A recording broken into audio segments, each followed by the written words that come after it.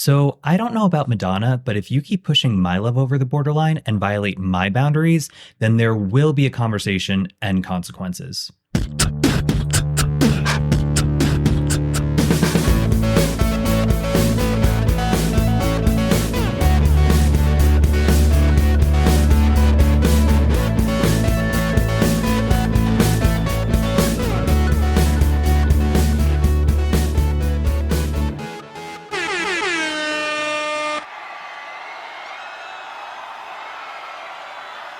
It's been a while.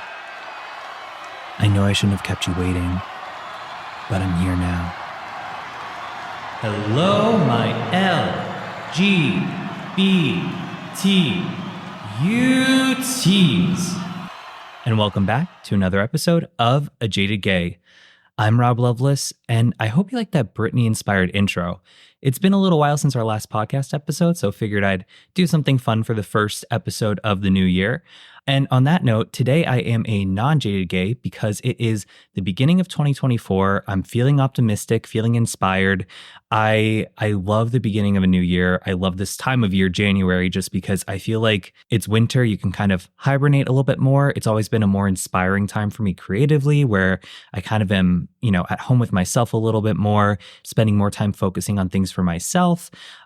Just relaxing, meditating, watching TV, writing, reading, just not so focused on socializing with people all the time, and really letting this cold, sometimes dreary weather just really be a channel to be cozy in my house and recharge my battery. And I am so excited to be back with all of you because it's been a while since our last episode. Granted, there have been bonus episodes since October. I also had the 2 recap episodes in December for our best of guests so far. Just a nice little look back on, people we've had on and hearing their perspectives and just remembering some of the information they covered, because there's a lot that we talk about. So it's always nice kind of having that refresher. But today we are back with a brand new episode, really geared towards setting up the new year for success for us. But before we get into that, just a few quick housekeeping things I wanted to talk about.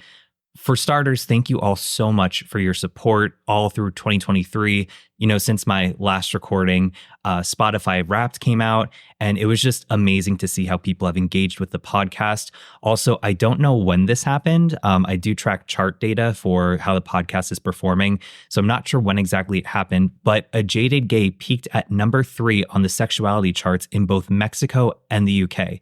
So that's pretty fantastic in my opinion. And, for all my listeners there, thank you so much for supporting the podcast. Please continue sharing with your friends because I would love for this to grow. Also, really exciting, in the middle of December, I was actually featured in a Huffington Post article by Brittany Wong called "Single During the Holidays, 17 People Share Their Favorite Traditions." So I was really excited to be featured in that. I shared a little story about, how my friends and I in the past would always do a gay cookie bake. I shared the article on both my podcast Instagram and my personal Instagram, so you may have seen it already. If not, check it out. Maybe use it as an idea for you and your friends in the future for next year, because I always think it's a really fun just kind of get together during the holidays, especially when holidays seem so focused on couples, just to have that single time, hashtag single all the way.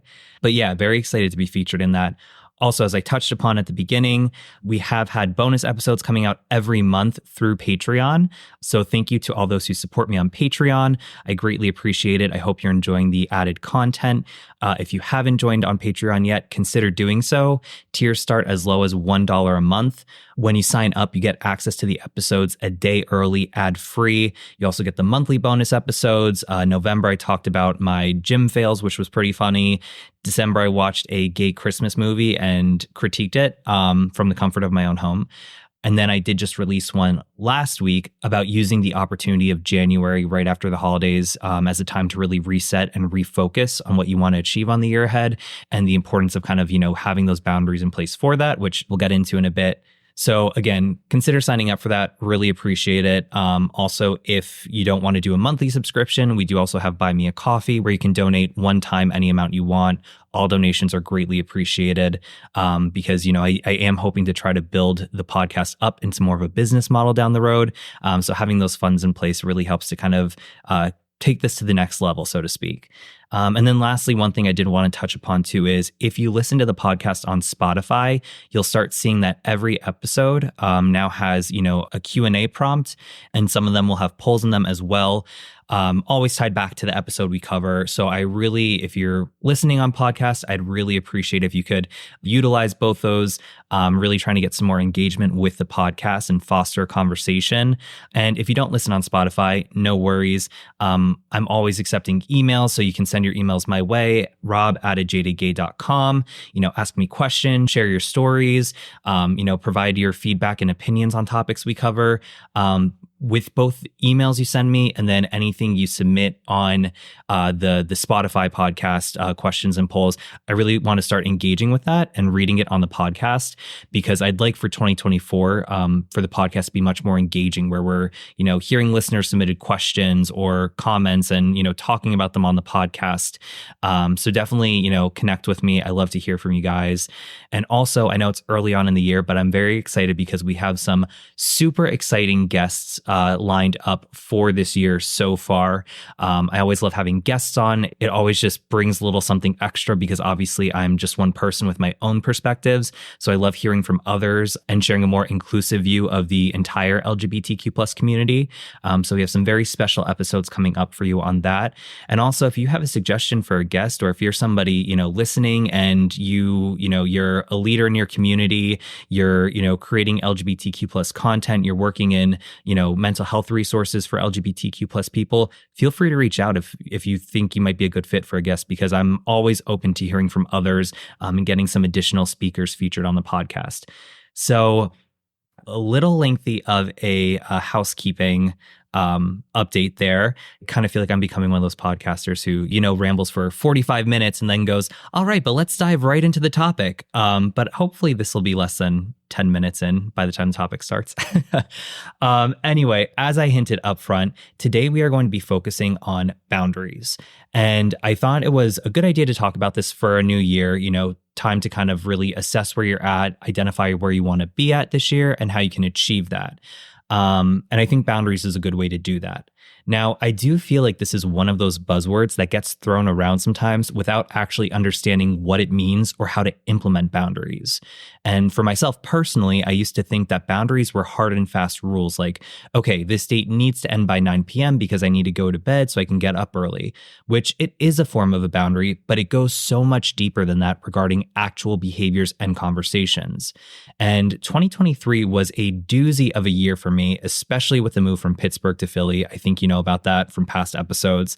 But going through that, I was upset and stressed and more sensitive than I've been in the past. And I've cried a lot more than I had in years past.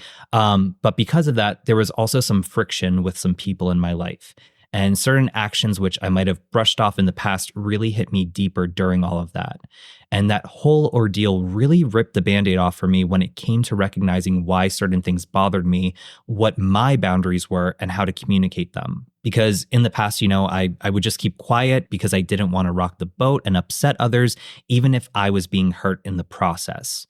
Now, this isn't always the easiest thing to do, and I'm still learning how to communicate my boundaries. And most of my recent therapy sessions have been about that. But it's really important we do that, one, for our own emotional well-being, but two, so that we are inviting the right people into our lives who respect our boundaries. So we'll be discussing the ins and outs of that today. But first, tarot time. And the tarot for this week is going to be a little different. I'm not drawing a card. Instead, since it's 2024, I'm going to use the tarot number associated with that. So as you know, in numerology, we add our numbers together. 2 + 2 + 4 = 8. And in the major arcana, 8 is strength. And I love the number 8 because if you turn it sideways, you get the infinity symbol. So it's like our energy is constantly flowing and never ending. And the traditional strength card depicts a woman wearing white who's exhibiting her own strength by gently closing the mouth of a lion standing next to her. And it's kind of a juxtaposition. You see the white robe and the flowers, and you might think of purity, gentleness, maybe even fragility. But despite what appears on the surface, underneath, there's strength to overcome the lion. And while this sounds like an intense card, the image is actually quite peaceful. And the woman on the card represents feminine energy, reminding us that there is strength in meditating and reflecting. So when we pull this card upright, it means we're overcoming obstacles and enduring our own hardships. It's a reminder that we're capable of overcoming struggles both internally and externally, and it's really asking us to be present with our fears instead of pushing them aside so we can identify ways to move forward with courage. And for me personally, I think that's a pretty optimistic note to start off on for the new year, which I'm greatly looking forward to. Like I said, 2023 was rough for me. There was a lot of loss in 2023, but I feel that that loss made way for new opportunities. But that being said, it still was, very tumultuous. And so I'm really viewing 2023 as the rebuilding year where, maybe the rug was pulled out from underneath you, you were falling and not knowing where you were falling to. But now we're in 2024 where we have the strength to move forward. And for me, I'm hoping that the rebuilding I did in 2023, I'll be reaping those rewards in 2024 by kind of just coasting and enjoying the successes of what I achieved towards the end of 2023 and definitely feeling more settled in the present. So with that in mind, let's kick it off by asking the question, what is a boundary? Well, according to Psych Central, it's a line we draw for ourselves in terms of our level of comfort around others. And these boundaries may deal with physical contact, verbal interactions, and our own personal space. And the article includes examples as not feeling comfortable hugging a person you've just met, not wanting a friend or family member to speak down to you, or choosing to not have others in your home when you aren't there. Additionally, boundaries typically fall into the following categories: emotional, which is protecting our own emotional well-being; physical, protecting our physical space; sexual, protecting our needs and safety sexually; workplace, protecting our ability to do our work without interference or drama; material, protecting our personal belongings; and time, protecting the use and misuse of our time. And boundaries exist in a variety of situations, including at work, at home, when visiting family, when we're out with our friends, and pretty much any time we're socializing with others. Now, with that in mind, it's important to note that boundaries may fluctuate with different people. For example, you might feel comfortable talking about your relationship with a close friend, but you don't feel comfortable having those conversations with a coworker. And as the Center for Gay Therapy notes, universal boundaries are rare and they don't take into account the nuances and needs that arise in different relationships. Also, not everyone has the same boundaries, and people can't mind read to know what another person's boundaries are. And this can be especially true for people who have lower emotional intelligence. They may not understand boundaries unless they're verbally communicated. So, needless to say, it's important to communicate our needs for healthy interactions with someone. And that's what setting boundaries is all about. But that isn't necessarily easy. I mean, for starters, many of us were taught to bend and mold ourselves to make others comfortable since childhood.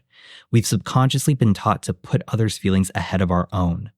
So, setting appropriate boundaries may have us worried that we're offending or hurting others, or even pushing them away.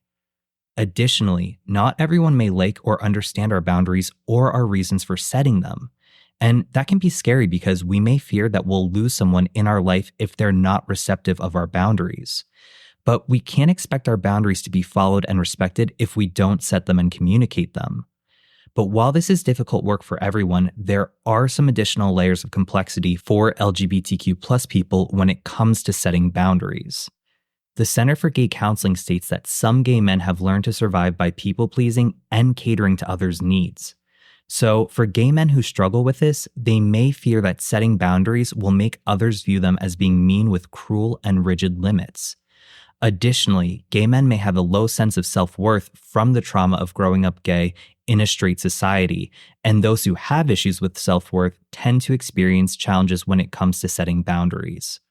Full Spectrum Therapy, which is based in Portland, Oregon, goes on to list several more unique circumstances gay men face when setting boundaries. We have to set more boundaries in more settings than our straight peers. Many of the boundaries we need or want to set are about deeply personal and emotional topics, such as who we are and who we love. Society teaches us not to trust ourselves, our perceptions, and our feelings. It's often less safe for us to affirm our boundaries in many public and private settings. Many of us may feel isolated and worried that boundary setting will contribute to further isolation, and we may find ourselves in abusive relationships where it's not safe to assert our boundaries. And they explain that struggling with boundaries is a very common experience for LGBTQ+ people, myself included. So if this is something you've had trouble with in the past, know that you're not alone. Unsurprisingly, boundaries can be hard to establish, but they are so important for our emotional well-being. By being intentional in identifying, setting, and communicating our boundaries, we can build healthier relationships, honor our personal integrity, increase our self-worth, model how other people should treat us, and establish realistic expectations in our relationships. And while the first step of this is to identify our boundaries, that can be difficult to do as LGBTQ plus people. In fact, full spectrum therapy states that discerning what our boundaries are is one of the biggest struggles LGBTQ plus people deal with when it comes to setting boundaries. Here's an excerpt. This is one of the biggest issues we hear again and again. You sit down to decide what your boundaries are and nothing happens.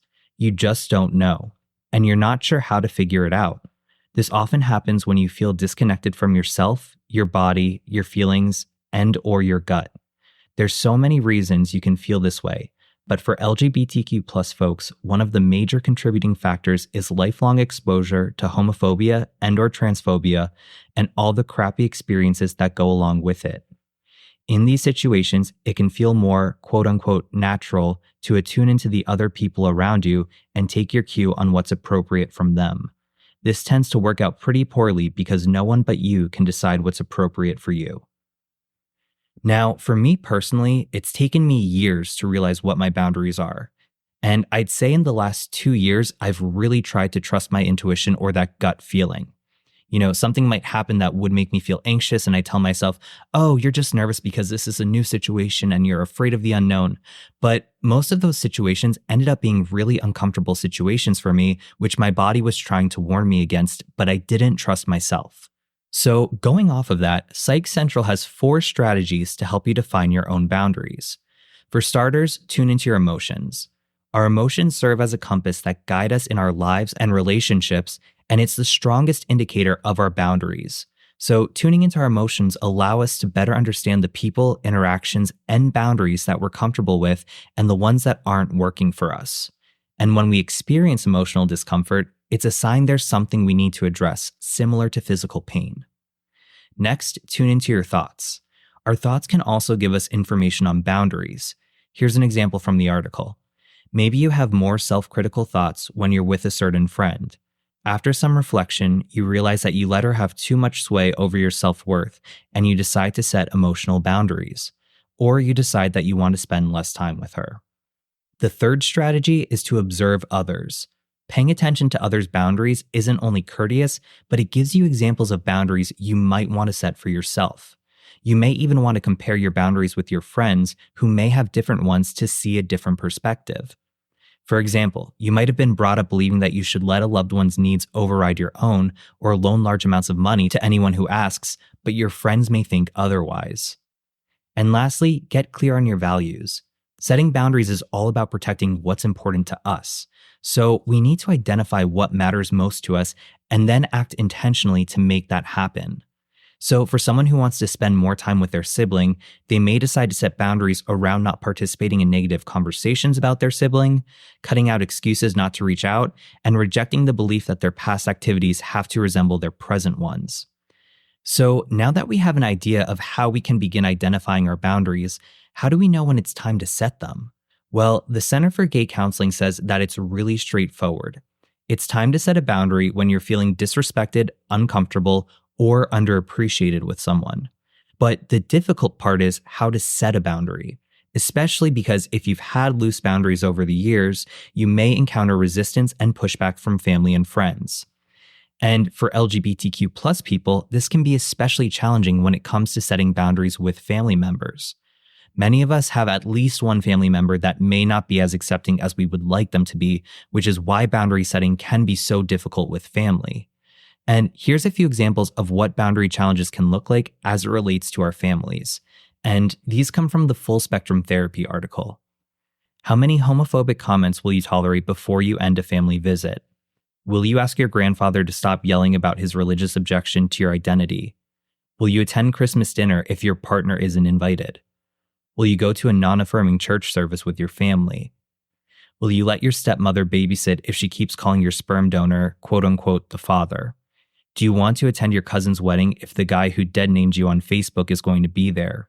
Should you stop returning your transphobic aunt's phone calls? So again, knowing when to set a boundary and how to can be a scary thing, but ultimately it is an act of self-love, and it gets easier to implement our boundaries the more we do it. So, starting off, we need to know what kind of boundary we're setting, whether that be emotional, physical, sexual, workplace, material, or time. So, let's go through that list. Emotional boundaries typically relate to how others talk to us and treat us. And these aren't always things we think to set before a line is crossed. For myself, there have been situations where things have happened, and then the next day I'm like, wait, I don't think that was okay. And that interaction is still on my mind, and it's leaving me feeling angry or upset. But that's okay. It gives you time to reflect and think about the situation so you can process, gather your thoughts, and then communicate your feelings to the other person. So, Psychology Central uses the example of getting into an argument with someone and they call you an unkind name. So, once you've both calmed down, they suggest taking the following steps to set an emotional boundary. Approach them, ask to speak about the argument, own any part you may have played in the argument going awry, tell them that you are not okay with name calling and that you will need them to engage without stooping to that level in the future. Now, in comparison, physical boundaries can be set before there's an issue. So let's say you're meeting someone and you're not comfortable shaking hands or hugging. You can wave from a few feet away and then smile and say, I don't like to shake hands or hug, but I'm so glad to meet you. And don't feel the need to apologize or explain yourself beyond that. And if someone is in your physical space, you can say something like, I get uncomfortable when people are too close to me. Could you take a step back? And I don't have any data for this. This is just a personal opinion, but I think that this is one type of boundary we as gay men may be better about communicating, since many of us are used to talking about what we're into on dating apps. That question usually comes up early on to determine sexual compatibility and what people are quote unquote looking for. In fact, so many of us are used to answering that question when we start talking to someone new on an app, so we may not realize it, but we're already setting physical boundaries. So if you're looking to be better about setting boundaries in general, maybe use physical boundaries as an area to really focus on and improve your communication for that as practice to building up to setting other boundaries. And that also ties into sexual boundaries. When we're beginning a new intimate relationship, it's a good idea to sit down with your partner and communicate things you are and aren't comfortable with. And you can prompt that conversation with a statement like, I'm looking forward to taking the next step in our relationship, but I'd like to take a moment to talk about what that might look like. Additionally, for gay men, these types of boundaries may involve discussing monogamy versus consensual non-monogamy. And if you choose the latter, boundaries may include what are you allowed to do with others outside of your partner, and should you and your partner discuss what goes on with others. Next are workplace boundaries, and the best way to set those are by setting the tone in how you conduct yourself professionally. So basically, these boundaries should reflect the professional manner you hope others will return when engaging with you in the workplace. And this one kind of ties back to emotional boundaries in the sense that these are often a matter of waiting until a boundary has been crossed to address the situation. And Psychology Central uses the example of a colleague who talks down to you in a meeting. You can approach them afterward and explain to them why that was unacceptable and what you need from them in the future. And of course, if someone is routinely violating your workplace boundaries, you may have to get HR involved. Now, material boundaries are how we expect others to take care of our things. If you let your friend borrow your shirt and they destroy it and return it back to you like nothing happened, that would frustrate most of us.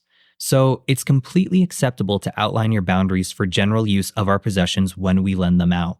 So if you're letting your friend borrow that shirt, make sure you specify when you want it back by and to have them wash it when they're done with it. And if it does come back damaged, have a conversation about how you expect them to handle it. For example, will they take it to a dry cleaner or buy you a new shirt or give you a specified amount of money to replace it? And last are time boundaries. Many of us fall into two categories: those who run late to everything and those who tend to think that if you're not early, you're late.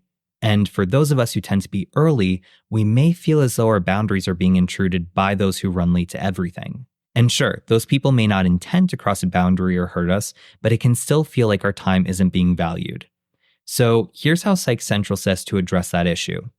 Decide in your mind how long you're willing to wait before an agreed upon meeting time. Give yourself permission to leave or cancel an appointment if that time isn't met. If you're dealing with someone who is perpetually late, communicate this to them ahead of time. Let them know you'll be leaving after a certain amount of time has passed. Still, try not to sound accusatory. Consider acknowledging that you two have different personalities. You're not trying to change them, but you need to set time boundaries for yourself because you can't afford or don't want to wait any longer. Now, it's important to note that no matter how hard we try to communicate our boundaries, there will always be those people who choose to continue breaking them. And if that's the case, we are allowed to cut off contact with that person. Because if someone repeatedly disrespects our boundaries, then they're disrespecting us. And for myself, I try to rationalize it as there is a consequence for every boundary that's crossed. If you don't show up when you say you show up and I'm waiting more than 30 minutes for you without any response, then you're not going to see me that day. I'm going to make other plans and I'm not going to wait around for you to be available. Or if you say something mean to me, I'm going to calmly end the conversation because I don't want to engage with that kind of behavior. And I may even need to take some space away from you until I feel comfortable talking to you again. And again, that's easier said than done because some of us may be people pleasers, again, myself included. But we need to value ourselves and what feels okay to us. And we shouldn't let ourselves feel guilty for communicating what we will and won't tolerate. Now, that was a lot of information, and maybe your head's spinning, so I'd like to close out this episode with a little exercise. So grab a pen and paper and think of some recent scenarios where an interaction with someone left you feeling angry or hurt or afraid. And with those scenarios in mind, try to see if you can determine a core theme. For example, did the social interactions leave you feeling invalidated, violated, or unheard? And once you've determined what those core themes are, ask yourself how you can take actions to protect yourself from them in the future. And taking it a step further, maybe write down what you think an appropriate consequence is if someone violates one of your boundaries. Now, this won't be the end all be all. Your boundaries may change with your values, but this will be a good starting point. And I think it'll help you put your words to your feelings so that way you can better communicate your boundaries going forward. And tying it back to the tarot, today we have the major arcana card Strength, which is reminding us that we have the strength to move forward with courage. Going back to the number 8, it's reflective of the infinity sign, representing that our energy is continuously flowing. And that feminine energy of the card reminds us that we need to look inwards to ourselves, reflect, meditate, and then know that we have the inspired action within us to move forward, setting those boundaries. It's going to be scary. It's going to be uncomfortable, but we have the strength to do it. And by doing that, we're pushing ourselves forward into a better position for the year ahead. So as always, thank you all for listening. I really hope you enjoyed this episode. Again, if you listen on Spotify, there will be, some prompts and polls to answer on there. If you're listening elsewhere, feel free to email me. Tell me about your boundaries, what you think are appropriate boundaries for gay men to set. Tell me your success stories with boundaries, maybe some of the struggles you've gone through setting boundaries, but any tips you think that might be relevant to share with everyone on the podcast. I would love to hear it. As always, you can reach out to me, rob@ajadedgay.com. You can also connect with the podcast on Instagram, TikTok, SoundCloud, and YouTube @ajadedgaypod. You can also connect with me personally, Rob Loveless, on Instagram @Rob_Loveless. Don't forget to check out the website, ajadedgay.com, for more information about the resources listed in the podcast episodes, guest profiles, links to all our socials and merchandise and all that fun stuff.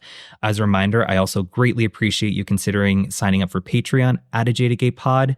Tiers are $1, $3, and $5 a month. Regardless of whatever tier you sign up for, you get access to the episodes a day early, ad-free, exclusive monthly bonus episodes. At the $3 and $5 tier, you get your very own t-shirt, either a non-jaded gay t-shirt or an LGBT cutie t-shirt. So that's fun. And then also, if you are in that $5 tier, you get a personalized shout out on the podcast episode from yours truly. I'll do that little shout out at the beginning before we get into the tarot and all that. So again, really appreciate you considering signing up for that. If you don't want to sign up for a monthly subscription, I get it. I'm scared of commitment too. You can do a one-time donation though on Buy Me a Coffee @ajadedgaypod for any amount of money. Again, greatly appreciate that. And I think that's all. I think that's everything I have to say. It feels like this has been a long episode, so thank you for hanging in there. Again, boundaries, super important. Let's use the new year as an opportunity to really start advocating for ourselves and communicating what feels right to us. And of course, remember, every day is all we have, so you got to make your own happiness. Bye.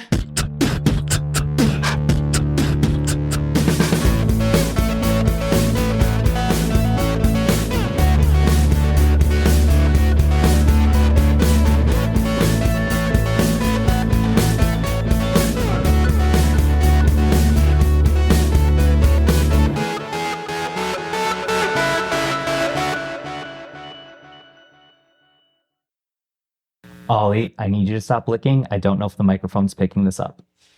Ugh, the joys of recording in the same room as your dog.